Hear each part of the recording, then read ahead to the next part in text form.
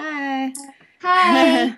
It's our last discussion week of our Adoptee video series. It's been quite a journey. This is our ninth video, I think, right?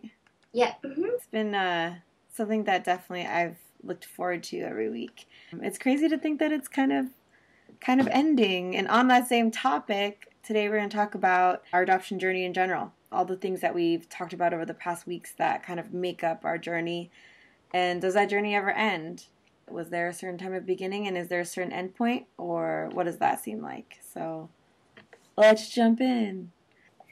I think our adoption journey, I don't think it ever ends because I think so far in our lives, adoption has been such a main focal point.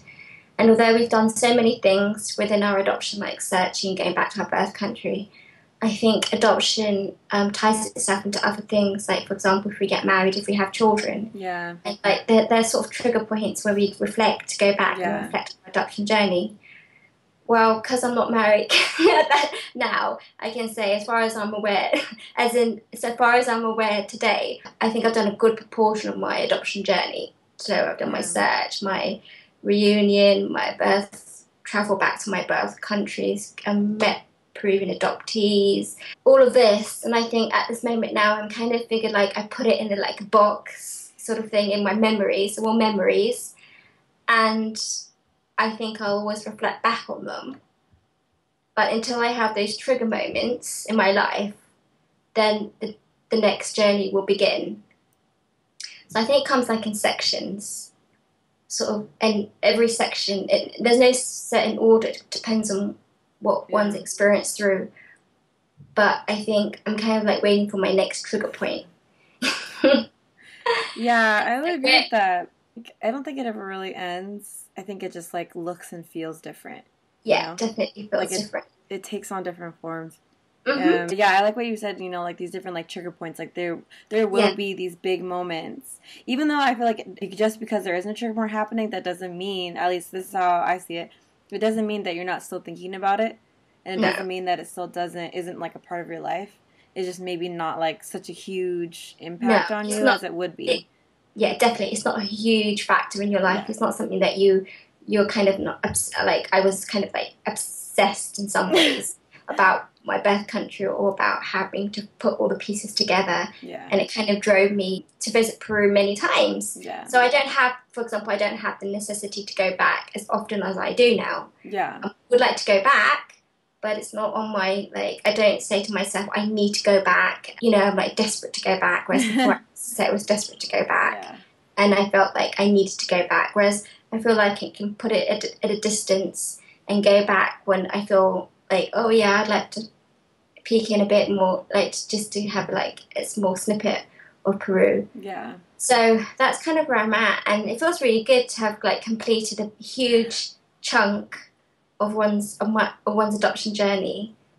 It's so nice because you come to a point that once I think you've completed a huge part of your adoption, that you feel more secure, that you feel that you're more secure, and you're more able to deal with the other trigger points. Whereas in the beginning, those trigger points really affected one's life and choices. And I can't say now, but I don't think the future trigger points will affect me so much. Yeah. As the first few trigger points that have happened in my life. Yeah, like I said before, I mean, I think it'll just definitely look different and it'll feel different. Whether it's just like very intense or not, it's just going to be different, but it's still going to be kind of a big deal.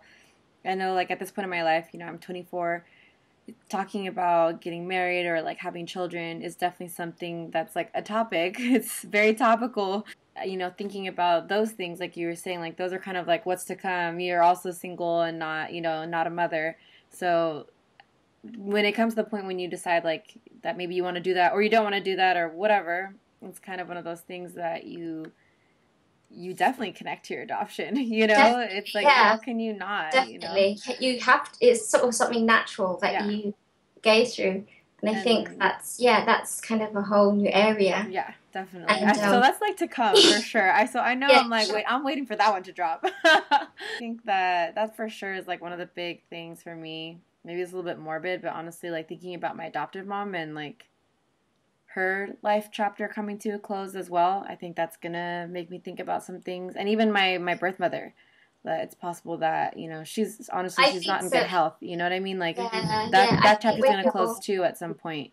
Yeah, but And I think like I've gone through that when my dad died, like 4 years, I mean 5 years ago, and yeah, obviously that was a big thing. I kind of like, wow, it really yeah, affects you, kind of thing. yeah, To have someone you adopt, to have your adopted parent die, yeah, that's definitely. And I think, yeah, you're right. Like as soon as my, God forbid, like my mom, adopted mom dies, I think I'd be like, I mean, I think yeah. that would be a big one. I think. And I think Wow, too, to say like not like these life events would be, I guess, like less of an impact on other people that were not adopted. I just think that, again, as an adoptee, you subconsciously look at things through a lens of an adoptee. yeah. And so obviously these are big moments for anybody that's going to get married, have kids, or experience their parents dying. Obviously those But are I think a it's a big bit deal. different. I mean, But it's a it's bit different. different. It's It's different for different us because because, yeah, it brings up we're this just, adoption issue again, and just it makes you reflect in different ways, you or it know? makes you fret about your whole relationship Yeah. of your adoption journey and obviously the relationship you've had with your adopted family. Yeah. Because, I mean, whatever parent, your dad or your mum, in your case it's your mum, especially for you because it's just your mum, Yeah. you kind of put all those emotions of being adopted over the years, and those things like Yeah. are all there present when she dies. I mean, Sort of even now, that's like, honestly, I was being interviewed the other day for a magazine, and they were asking me like, "Oh, like, tell us more about your relationship with your mom." And like, I'm like, ugh. When I get asked questions like that, like, it always makes me emotional, you know. And they were referring back to an event that I was at, and on that event, you know, she was there with me, and she started talking about how she adopted me, and I just started crying. I started crying in front of everybody because, yeah, oh, when those moments come up, it definitely like makes me think about my adoption and just like how meaningful everything is to me, and it really touches me. So like, I totally fall apart even on those like little moments, and you know, yeah, definitely, I think it's gonna be a big moment. Like I said, when her life chapter comes to an end. I don't think the journey ends. I think it, like I said, it just takes different form, and you see these different life moments with your lens of an adoptee, and just relating to these family members and people in your life, and it just continues. It's like anything in life, you know, like there's some high moments, and there's probably going to be some more low moments in the future, you know. That's the journey, I guess. That's the journey we take. yeah, and obviously we it's a journey that was sort of given to us in a sense. I mean, Yeah. we didn't really have any option, Yeah. but we just took it, and I guess this is what we have to do. I think, and I mean, I think you either go with it or you don't go with it. Did I you mean, ever you feel go like you with wanted to her. like stop and like get off the adoption train? Yeah. And like, I you know what I don't mean? think it's possible to stop. I think once you've started and once you've gone through so much, I think there's a point that if you don't continue with it, you're kind of not helping yourself in whatever Yeah. you do in your future endeavors. Yeah. But I think it's kind of who ones are, and I think for me, like adoption journey was necessary because it helped me become more secure, and instead of how would I would not want to be a more secure person? Like Yeah. Yeah. so I just went with it. I've definitely felt moments where obviously I knew I was going to continue, but I definitely knew I was feeling like overwhelmed by the stuff that I was thinking about and just my Yeah, experiences, and I was like, I okay, I need a felt more break from this, you know? I think I felt more overwhelmed not doing anything about it. To be honest, like Mm, as a child, I felt overwhelmed as a 8-year-old, 9-year-old, 10-year-old who didn't know anything about adoption, never met an adoptee. I yeah. felt that was overwhelming for me, and I didn't know what was overwhelming. But as soon as I was able to take control of my adoption, I didn't feel overwhelmed because I Yeah. was doing something about it. Yeah. So for me, not to do anything was to Was be more overwhelmed. stressful. Yeah. Yeah. Yeah, I So guess I could say the same thing. Like, I think I said in another video that we did was that, like, when I knew I couldn't go visit my birth country and I couldn't go see my biological parent, or siblings or family members, it would make me so upset. I would cry and I would get really distraught about it, you know. And not to say that since that moment I just haven't cried at all about it, because that's absolutely not true. But it's like, again, it's just a different feeling. It's a different sensation. The emotions are similar, but have also changed at the same time. As much as there's so much unknown about sort of going to your birth country and like kind of figuring out your place in the world after you've done that and figuring out who you are, and kind of coming into your own as an adoptee, just as a human, and then, you know, having to deal with all these different emotional things. In a sense, there's like a sense of peace, even though you go through the ups and downs and it's not all written out for you. It's still a sense of peace. Like, kind of, I guess what Definitely. you're describing, you have less stress and there's less question, and there's like, you finally know the answers to some things that you didn't have before. And that's... And also I think it's like a personal achievement, because at the end of the day, no one gave us a book on how to be adopted, or how to find a parent, or how to find I don't know what. Yeah. And I think how to be an adoptee. How to be adoptee, or how to know how you feel, emotions, like... or like, is it normal to be feeling like this way to feel about like this? Is it abnormal, or what's the next stage? Like, I've always been a guessing game. I don't know what the next stage is. I've just kind of like allowed myself to go to work the next stages, but I had no idea what the next stage is. So you're literally basically having to trust in oneself, which is a good thing, because at the end of the day, there's no one around us. Yeah. I mean, there might be, but there's no one's going to hold our hand and go through this journey. I mean, you're lucky if you do, but I think that speaks a lot to like why having an adoptee community is so important, and like knowing people that are also adopted. I think at times you can just be together and not have to say anything, because it's like your one time you don't have to talk about adoption, because everyone just like gets it.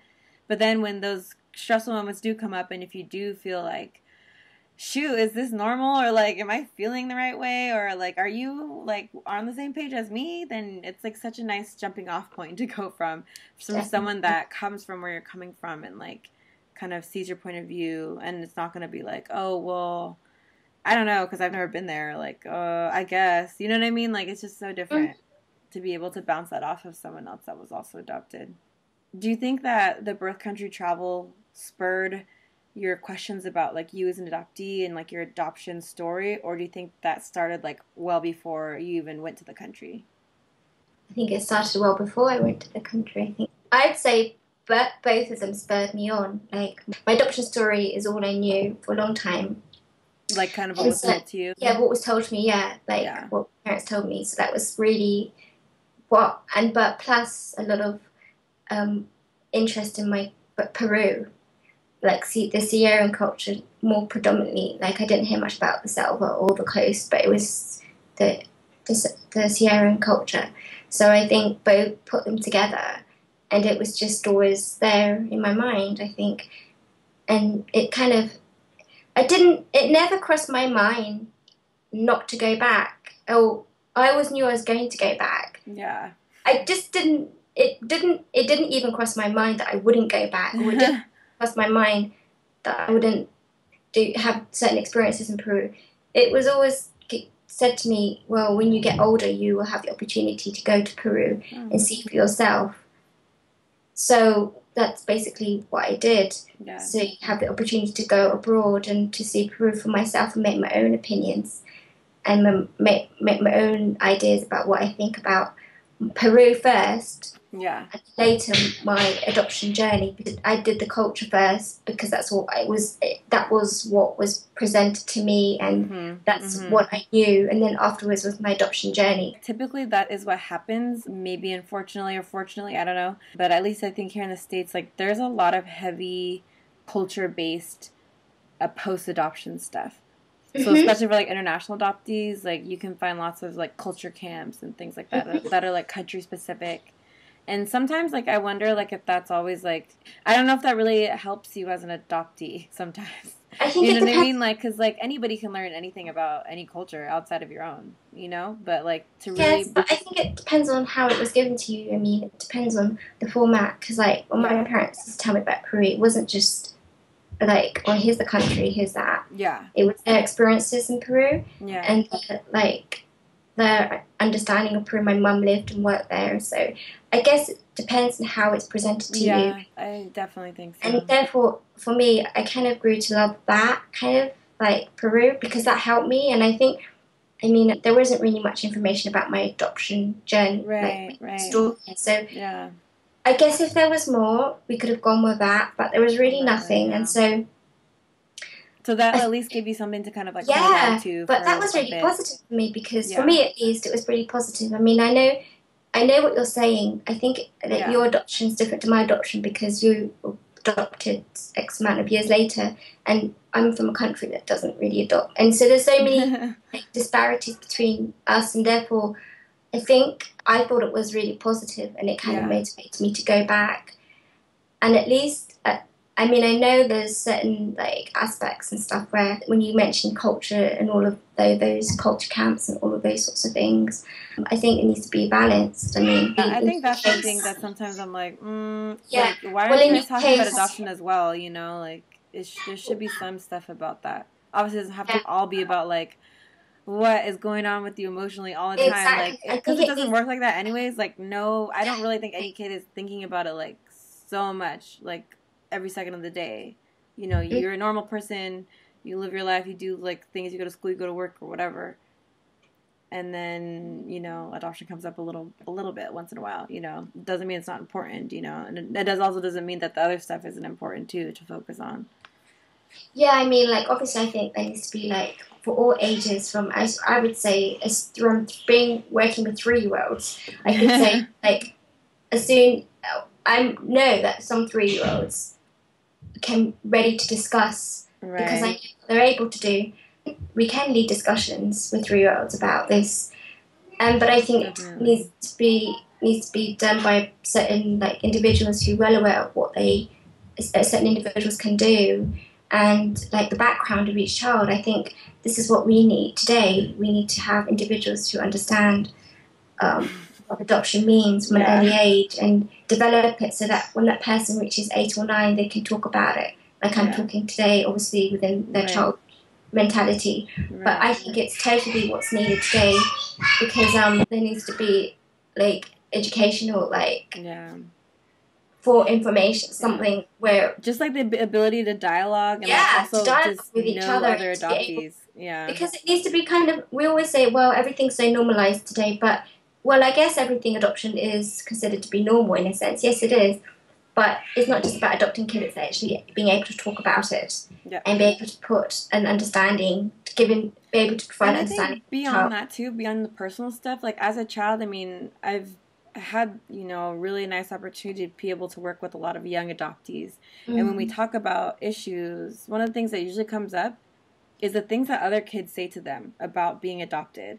Mm-hmm. That their parents didn't love them, you know, oh, like, did people hate you, you know, oh, like, what are you, what's wrong with you, like, all these really negative questions come up. Some of them are, I think, intentionally negative, and some of them, I think, other kids, like, they're just curious, and they have no idea, you know, what that really means, so they're just asking.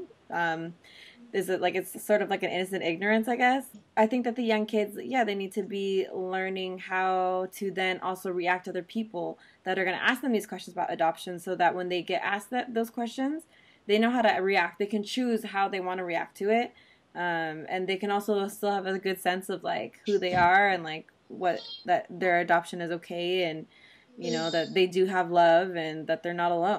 Definitely. I think one of the things too that it makes me think about, when I think about adoptive parents that maybe are nervous about letting their kids go to travel to their birth country, and then also other adoptees that, like, want to have nothing to do with thinking about their adoption, is that kind of got to get around to it at some point in some way, or it's going to come up without you realizing. And also because just the fact that you were adopted, it doesn't mean that your biological family goes away or your birth country goes away. That's always there. Nothing that an adoptive parent can do, especially, like, if you try to not talk about it, if you try to say, like, oh, you know, don't go to your birth country travel, like, it's just going to be so much of a headache for you, or whatever anybody might say about, like, not searching. I think that's such a mistake, because it's saying that, oh, well, if you don't really acknowledge it out loud, or if you don't, you know, travel, that it means it doesn't exist, so it won't be a problem anymore. I feel like that's the wrong way to deal with it, you know, because it doesn't go away. It's always there. Just because you don't talk about it doesn't mean that you didn't have biological parents, or you weren't born in another country and then were adopted somewhere else. Like, you can't change that. It's always there. That's always going to be the case. You're always going to have two sets of parents, or whatever, you know, like, there's nothing you can do to change that. So you might as well, like, figure out what it means to you. Definitely. Even 3-year-olds and upwards, when they don't see adult adoptees who've done the journey. Yeah. because we know it takes time, and we know what it's like, and if the later you leave it, the longer it takes and the harder it is. So I think there needs to be some sort of an interaction between the young and the older who've who've had an experience and can say, listen, your adoption never goes away, no matter wherever you go. If you live in America and then suddenly you move to Europe, you know what I'm trying to say? You can't hide it. You can't hide the fact that you're adopted. Even if you change locations, even if whatever happens, you can't hide it. So let's think about how you're going to deal with it. And let's talk about the affirmative actions that we can take. There's so many ways that you can deal with it. Yeah, so I think people need to start thinking about it at a young age, at 8 and 9. Give that kind of light and say, look, it's not going to always be like that. Yeah, there's many ways that you can tackle it, but we need to start putting that thought into their minds. It can be quite an enjoyable experience. Obviously, it's hard, but actually, there can be light at the tunnel. Yeah, but it really needs to be given to them. It needs to be like put in their mind. So we don't have like people who find it hard and who are late 20s or 30s, or then resort to like drugs, alcohol, or like you can escape harm. all of that, and realize you don't need to go through that because you have people that can support you and love you, and like you can make sense of it yourself and like find healthy ways to deal with any issues that you might have with it. You know. Whether it's like really stable, low, because we know we're unstable as a youth, and then we can become more stable, and then we can make choices. Kind of knowing when like something is adoption related and like when something's not, because I know I definitely like went through a lot of things, and like some of them were related to my adoption, and some of them were just me being like growing up, being a child growing up into an adult, and it really did not have anything to do with my adoption story. That's just what happens when you grow up, So like it's definitely also being able to distinguish between those things, and also to not make it always so much about adoption, but also to be sensitive to that fact too, that there definitely are issues that have a lot more to do with that than others. I think it's really interesting that you talked about having older adoptees being able to kind of mentor, or at least just be models for younger adoptees. Even as like an adult, I think I was like 21 or something, and I went to this adoption conference in New York. It was the first time that I was around adoption professionals. I don't think I really knew that they existed, but it was like adult adoptees that were also like social workers and doctors and, therapists or, licensed clinicians or, anything like that. And that were also doing a lot of study about post-adoption services and just, adult adoptees and different types of ethnographies. And I mean, it was so interesting, and it was a lot for me to take in. I was exhausted after that weekend, but it was also so cool because then I met a lot of these older people that were adopted from different countries, and it didn't really matter where they were from. It just mattered that they were older and they were adopted, and they had gone through different things that I was just starting to go through, and I was like so eager and so happy to talk to them and ask them questions and, just be like, oh, what about this and what about this, and just be around them, be in their presence. It was so nice. Even, like I said, as like a 21-year-old, I kind of felt like I was getting that mentoring, and I definitely had never had that before, so it was really, really exciting. No matter what the age is, to have, that kind of like cross-age partnering, like it doesn't always have to be super specific. You don't have to talk about adoption all the time, but at least to be able to have the interaction, it's so nice. That's kind of part of the reason why we decided to do this series too, is that we wanted to be able to probably give something that neither of us had. I definitely was not able to, when I was young, YouTube, or whatever. I don't even think that I was using YouTube as a child. I was not able to YouTube, like, adult adoptees or, like, other Peruvian adoptees that are dealing with my issues. Or, like, that I want to see, just to find someone that looks like me, because I don't see that on TV. Over these past few weeks, I actually found that it's been really helpful in my own adoption journey. Like, even because like we did it for other people, but it helped us too. Yeah, it's been a positive experience for us too. I mean, I think it's always nice to communicate with other adoptees, and living in London, like it's been such a pleasure to be able to talk about adoption, because I can't say that I have the same experience. I don't really have the same kind of experiences here in my own country.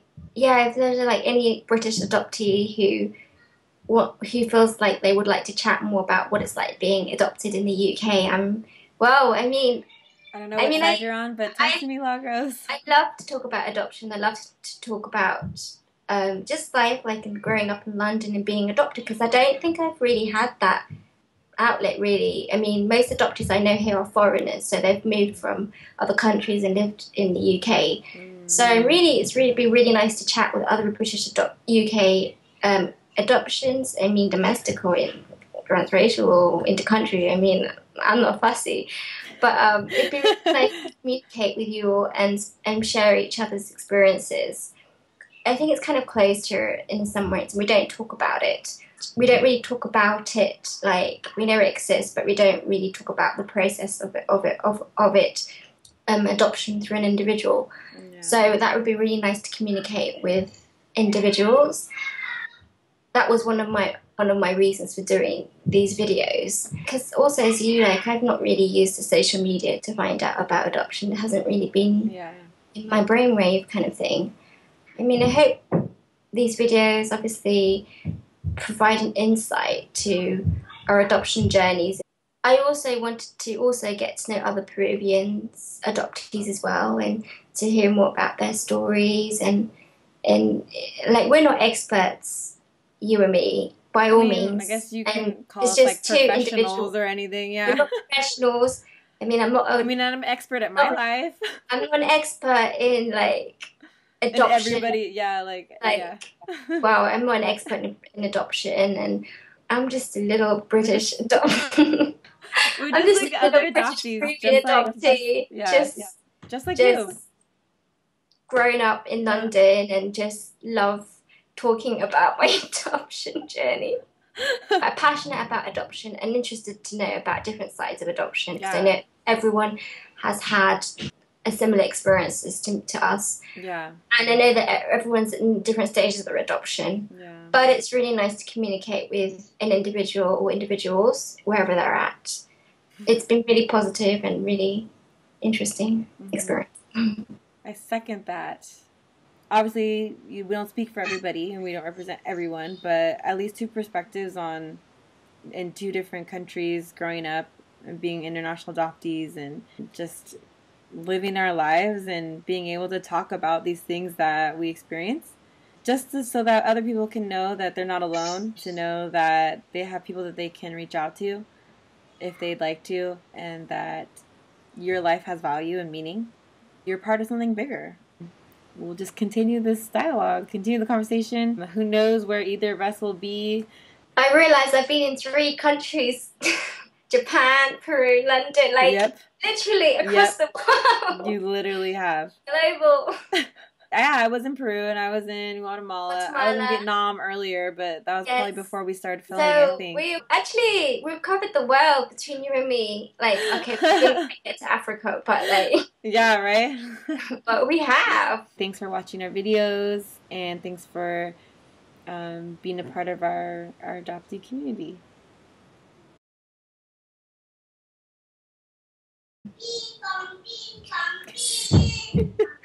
See how she is. Which one is that?